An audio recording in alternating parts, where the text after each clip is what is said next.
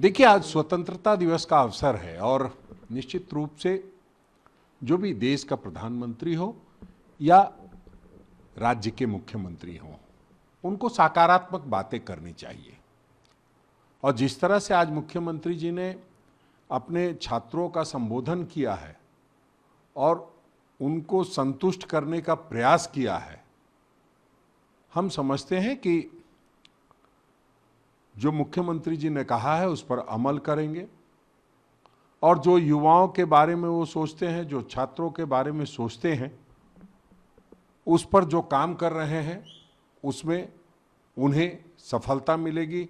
जिस तरह की कवायद चल रही है उसका उन्होंने जिक्र किया है और हम समझते हैं कि आज के दिन छात्रों को भी इस बात से संतुष्ट होते हुए माननीय मुख्यमंत्री को एक मौका देना चाहिए कि हाँ, आप कर रहे हैं और आपको और करने का मौका मिलना चाहिए। मुख्यमंत्री जी ने भी यही कहा कि मुझे भरोसा चाहिए, ट्रांसपेरेंट मैनर में पूरी कार्रवाई होगी, पूरे एग्जाम ट्रांसपेरेंट होंगे। जेपीएससी और जेएसएससी के कार्रवाई में कोई नहीं बचेगा, चाहे जितना ये पावरफुल हो। लेकिन साथ में उन्होंने भी कहा कि लेकिन मैं उन पर भी कार्रवाई नहीं कर सकता जो निर्दोष हों, एक तरफा उन पर कार्रवाई नहीं कर सकता।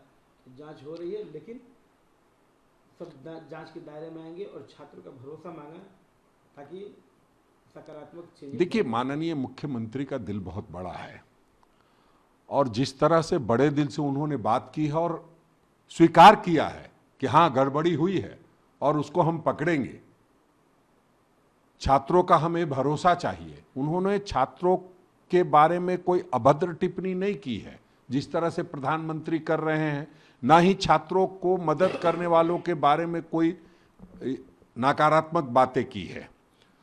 तो हम समझते हैं माननीय मुख्यमंत्री ने जिस तरह से युवाओं का भरोसा पाने का प्रयास किया है, जो छात्र हैं उनको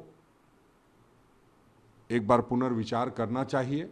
आज स्वतंत्रता दिवस का दिन है, बड़े मन से उन्होंने बड़ी बातें की है और हम समझते हैं कि उन्होंने एक बात ये भी ठीक कहा है कि कई नौकरियों में गड़बड़ी हुई है, लेकिन गड़बड़ी का प्रतिशत क्या है, तो गड़बड़ी तो हुई है और उसमें जो गड़बड़ लोग हैं उनको छान के बाहर करना है। कुछ तो अच्छे छात्र होंगे, कुछ तो मेरिटोरियस होंगे, जो हम पढ़ते हैं आमतौर पे कि रिक्शा वाला का बेटा पास कर गया, एक किसान का बेटा पास कर गया। तो हमें लगता है कि छात्रों को वक्त देना चाहिए, माननीय मुख्यमंत्री की बातों पर भरोसा करना चाहिए।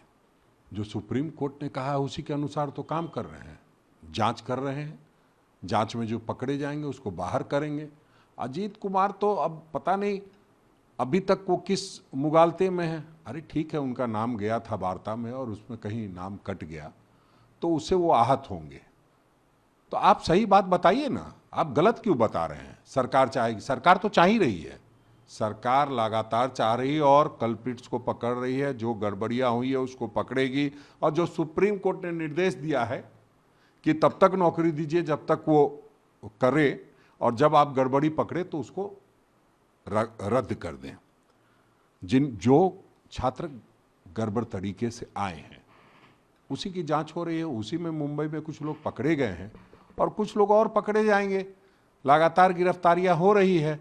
हम समझते हैं कि थोड़ा लोगों को वक्त देना चाहिए। कोई अलाउद्दीन का चिराग नहीं है कि ऐसे किया और सब कुछ संभव हो गया।